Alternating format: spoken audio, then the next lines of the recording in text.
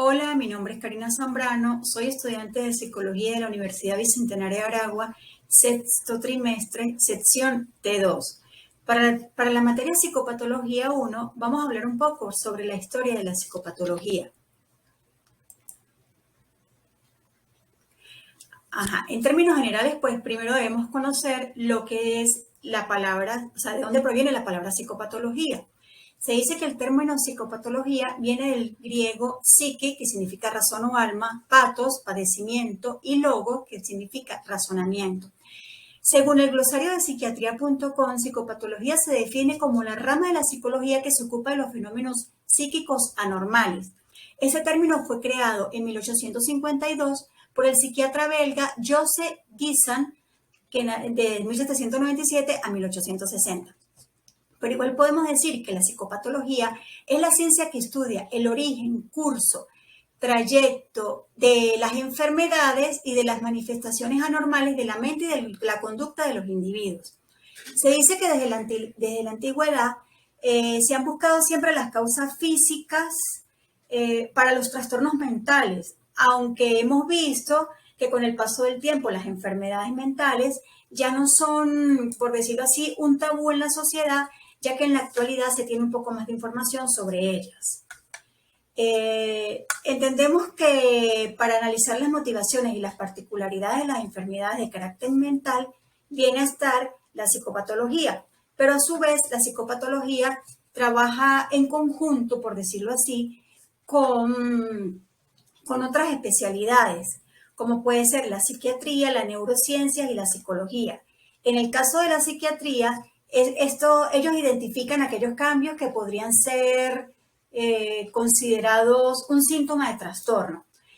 Los especialistas en neurociencias estudian los procesos químicos que originan los trastornos psicológicos o mentales. Y los psicólogos son los que se encargan de dar respuesta a esos procesos mentales que subyacen en trastornos y de qué manera pueden ser abordados mediante las diferentes terapias, como puede ser, de corrientes, perdón, como puede ser la terapia del psicoanálisis y las terapias conductistas.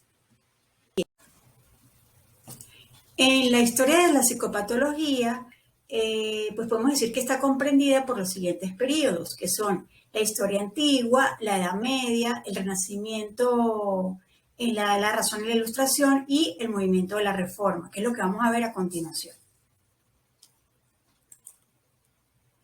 En la historia antigua se dice que sus principales exponentes fueron Sócrates, Hipócrates, Platón y Galeno. En la antigua Grecia encontramos que para la época grecorromana, que viene a ser del siglo 8 a.C. al siglo 5 después de Cristo, va a estar presente la concepción mágica al tiempo de que surge la teoría de los humores de Hipócrates.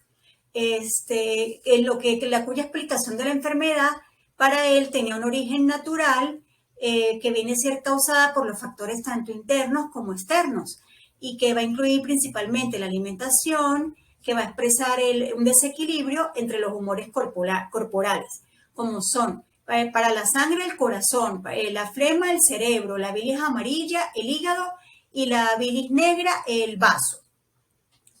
En el caso de los trastornos mentales, pues se explicaba que era por la acción de un desequilibrio que había en los humores, o sea, de esos humores en el cerebro.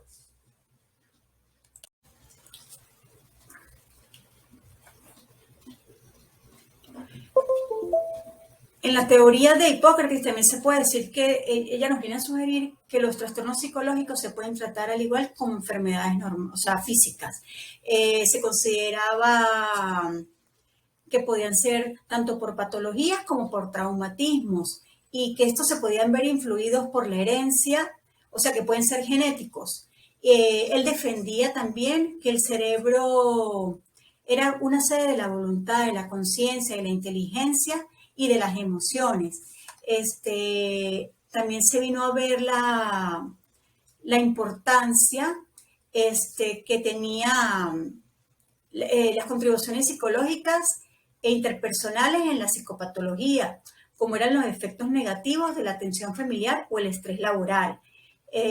También se dice que luego el médico Galeno pues planteó la misma hipótesis que venía con Hipócrates sobre los humores, y dentro de los supuestos principales de esta historia se dice que la conducta normal se puede explicar mediante una operación de fuerzas sobrenaturales y mágicas, que en ese caso, como eran los espíritus malignos, el demonio y el concepto de enfermedad mental, que estaba considerado que se representaba a través de esos espíritus o demonios dentro de las personas, y en respuesta a eso, pues ellos utilizaban tratamientos como son el exorcismo, que eso se daba a través de un chamán, y se da lo que se llaman las trepanaciones, que viene a ser el orificio que se hace en la parte posterior de la cabeza para estudiar ese tipo de enfermedad mental.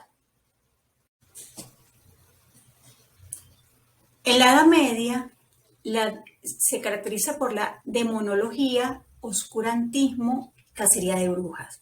Aquí su principal exponente es San Agustín, dando paso a lo que es la implementación de la introspección y el análisis de los pensamientos, sentimientos y motivaciones para estudiar los procesos mentales, como el conflicto entre el placer y la disciplina. Se dice que es una época que se caracteriza porque hubo muy poco avance científico, aunque también hubo pensadores que hicieron grandes aportes a la psicología y a la psicopatología en este periodo. Aquí venimos a encontrarnos con que el concepto de enfermedad mental se dividía en dos categorías. Estaban los que son tontos naturales, que se consideraban una persona con retraso mental, cuya capacidad mental nunca progresó más allá de ser la de un niño. Y como segundo están las personas que se les denominaban no compus mentis, o sea, son esas personas que nos dan un sano juicio y que se muestran con capacidad mental al nacer y una conducta normal acorde a sus periodos de recuperación. Reviviendo la concepción mágica envuelta en la ideología religiosa, la conducta es desviada desde las víctimas y se consideró el resultado de la brujería o posesión del demonio y el exorcismo, las oraciones, el agua benditas y las peregrinaciones eran los tratamientos que les daban a los locos, quienes eran vistos como unas víctimas inocentes, y de esa forma podían, según ellos, poderlos sacar del sitio donde estaban. Renacimiento, Edad de la Razón y de la Ilustración. Sus principales exponentes fueron George Wyatt, William Harvey, Juan Luis Vives, Barossi Spinoza, Franz Joseph Gall, William Cullen, Franz Anton Messner.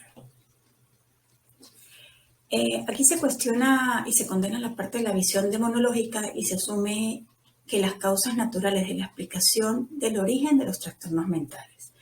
En el siglo XV aparecen los primeros manicomios y hospitales psiquiátricos. Se dice que Juan Luis Vives plantea el encierro de los locos para finalidades terapéuticas. Johann Weyer, que viene a ser el padre de la psicopatología moderna, fue un médico psiquiatra que se especializó en enfermedades mentales y realizó detalladas descripciones clínicas. En el siglo XVIII surge el auge de la observación y de la descripción clínica de los diferentes trastornos y las tendencias crecientes a recluir a estos enfermos en ciertas instituciones. Se da la reclusión institucional a los enfermos mentales huérfanos, los mendigos, los marginados en general, primero en hospitales y luego en instituciones de asilo, en prisiones y de nuevo en asilo, y a veces en condiciones indignas y muy crueles. Aquí también podemos decir que William Harvey relaciona los aspectos fisiológicos y psicológicos de la vida, que Barossi Spinoza dice que la mente y el cuerpo son inseparables.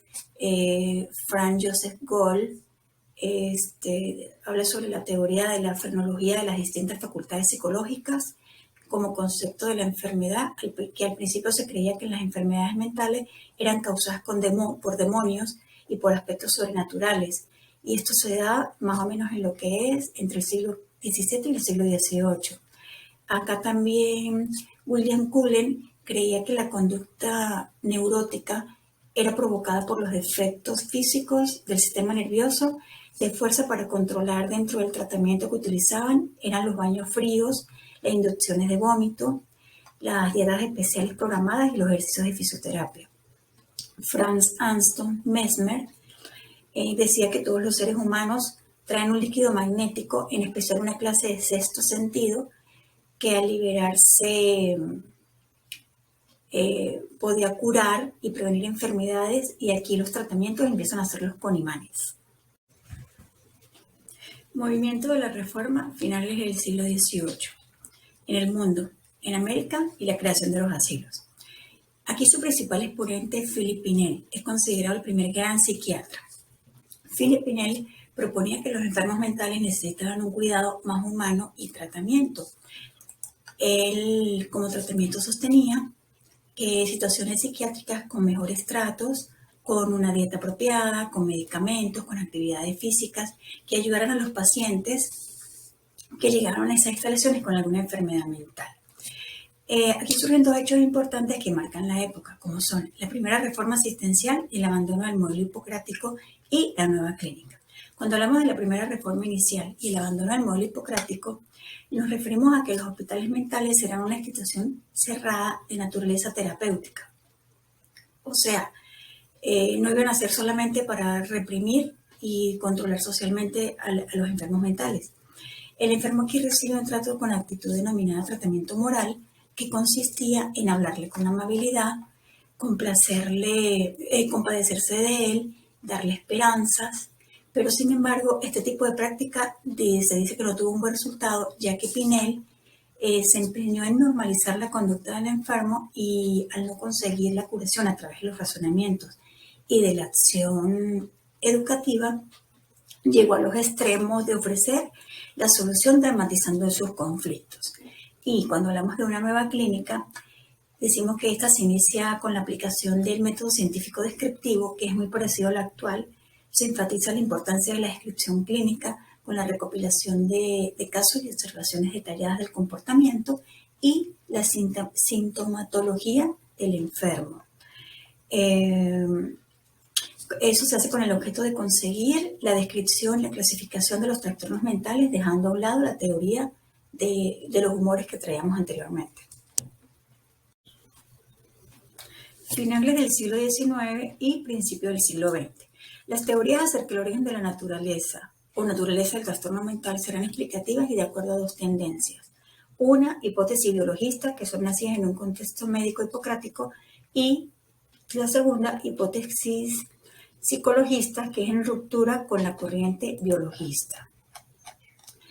Cuando hablamos de la perspectiva organicista, biologista, tenemos como su primer antecesor, que fue Griesinger, de 1817 a 1864, quien estaba convencido de que sería posible establecer una conexión directa entre los trastornos psicopatológicos y las lesiones anatómicas del sistema nervioso central.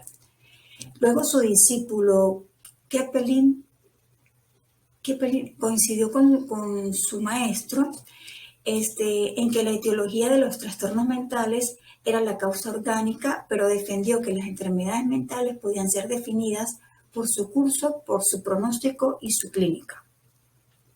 Kraepelin también organizó y recopiló gran cantidad de cuadros clínicos que se habían descrito a lo largo del último siglo y los agrupó en función a sus afinidades clínicas. Esto lo hizo surgiendo entre eso una gran diferenciación entre la demencia precoz y la psicosis maníaco-depresiva, a las cuales añadiría posteriormente las psicosis delirantes crónicas. La influencia de Kraepelin también ha sido muy importante en lo que ha dado en llamarse la escuela neokraepelina.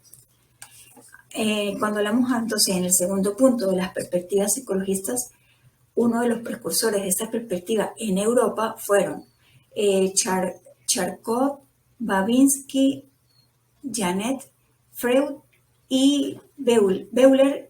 Meyer y Meyer lo serían los Estados Unidos. O sea, los anteriores eran de Europa y Meyer en los Estados Unidos, donde Freud, por el psicoanálisis, plantea la causa psicológica en el origen de los trastornos mentales, y el centro de interés se desplaza a los cuadros psicóticos, que son básicamente de lo que trata el tratado de Kepler. En esos cuadros neuróticos, pero además trata de la disociación entre la conducta normal y la conducta normal, de manera que posibilita la comprensión más completa de este fenómeno psíquico, tanto de lo que es normal como lo que no. Aquí se sustituye el método clínico por el patobiográfico. El foco de interés no da la enfermedad, sino el enfermo y su historia, ocurriendo una revolución entre la psicopatología. Avances logrados en el último siglo XXI. En la actualidad nos encontramos con la influencia de las compañías farmacológicas, donde tienen sus poderosas, o sea, son una de las más poderosas del mundo a nivel económico. Y actualmente lo que son los antidepresivos, los tranquilizantes, se encuentran entre la clase de medicamentos más vendidos a nivel mundial. También podemos tomar en cuenta la tecnología, la ciencia, los avances que estas disciplinas han tenido a la hora de poder introducirse en materia de salud mental. Luego de pasar por la parte de la historia de la psicopatología, vamos a contestar ciertas interrogantes que vienen a continuación. Por lo menos entre las opiniones tenemos reflexión general sobre el trato dado a los pacientes psiquiátricos a lo largo de la historia de la humanidad. Yo pienso que por falta de conocimiento, por así decirlo, recibían un trato más, inhumano. Los encerraban en manicomios, los torturaban. En medida que pasaba el tiempo, fueron experimentando y lo fueron tratando de mejor manera, siendo de algún modo un poco más humanos. ¿Cuál práctica aplicada a pacientes con alteraciones mentales a lo largo de la historia llamó su atención? Desde mi punto de vista, me parece que la práctica fue la de la trepanación, la que se basaba en abrir un orificio en el cráneo, pero para poderlo hacer embriagaban a las personas o les daban ramas para poderlos dormir y de ese modo colocaban allí como una placa de metal. También se dice que la trepanación en la actualidad es la craniotomía, que es una práctica quirúrgica que se utiliza desde hace muchísimo tiempo y esta técnica es una de las técnicas de poder acceder al cerebro. ¿Por qué las personas que presentaban alteraciones emocionales en épocas pasadas recibían esos tratos y por qué ahora son tratados diferentes? Justifique su respuesta. Yo pienso que por la falta de conocimiento y empatía, aunque en la actualidad pienso que ese tabú que existía hace tiempo sobre los enfermos mentales y pues ya no está y ahí se han adquirido conocimientos que los han hecho pensar de otra forma. ¿Cuál considera usted fue el momento histórico cuando se le comienza a dar una connotación seria y respetuosa a las alteraciones mentales? Creo que a raíz del primer laboratorio que se fundó en Alemania, donde se comienza a tratar la psicología como tal, pudiendo estudiar la psicología desde otros puntos de vista y a nivel experimental. ¿Cuál personaje considera que ha sido el mayor aporte en el campo de la psicología? Justifique su respuesta. Para mí el psiquiatra Kepler, que fue el que vino a clasificar los trastornos mentales, lo que facilita tanto el diagnóstico como los tratamientos de los mismos y el estudio del sistema nervioso central. ¿En la actualidad piensa usted que el paciente psiquiátrico es tratado eficientemente a nivel mundial? Pues yo pienso que no. Pienso que hay países, como todo, hay países en los que la gente está más informada sobre lo que es una enfermedad mental y las personas están capacitadas, como hay países en donde no.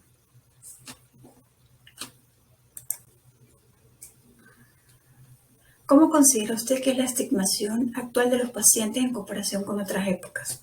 Pues la verdad creo que no ha variado mucho, ya que aún existe discriminación en cuanto a los pacientes con enfermedad mental y mucha gente los ve como personas peligrosas.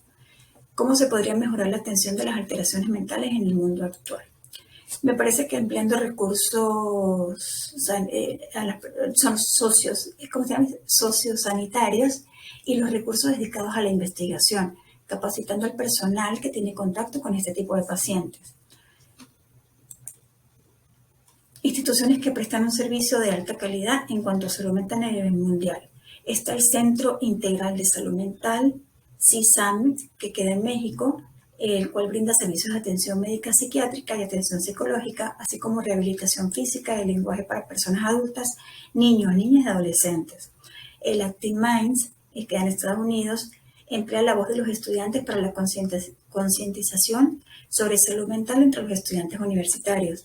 El The Jet Foundation queda en Tampa, Estados Unidos, donde su principal objetivo es la promoción de la salud emocional y mental y la prevención del suicidio entre los adolescentes, adultos jóvenes y estudiantes universitarios. El Instituto Europeo de Salud Mental Perinatal, que se encarga de la prevención, detección precoz y terapéutica de trastornos mentales perinatales. Y el David Center, que queda en Londres, Inglaterra.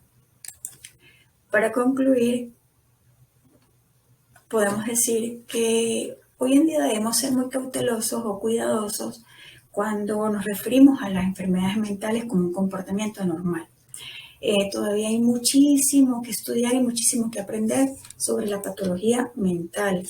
Y es muy probable que al menos haya una causa física como una lesión cerebral y los trastornos mentales no deben ser considerados como una enfermedad o algo anormal, sino que deberíamos hablar de, por decirlo así, problemas para vivir, que aparecen como consecuencia en nuestra forma de afrontar lo que puede ser una ruptura amorosa, la pérdida de un ser querido, problemas laborales.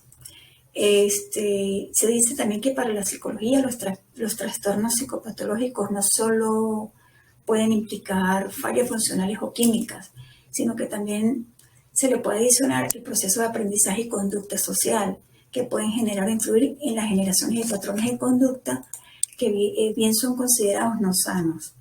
Pues en este sentido podemos decir que la psicología se encarga de descubrir y estudiar las motivaciones de dichas conductas y de aplicar, según sus diferentes perspectivas, un tratamiento cuyo objetivo sea la modificación de la conducta, considerada que es no saludable o fuera de los parámetros normales. Estas fueron algunas de las referencias que utilicé para la realización de dicha actividad. Muchísimas gracias.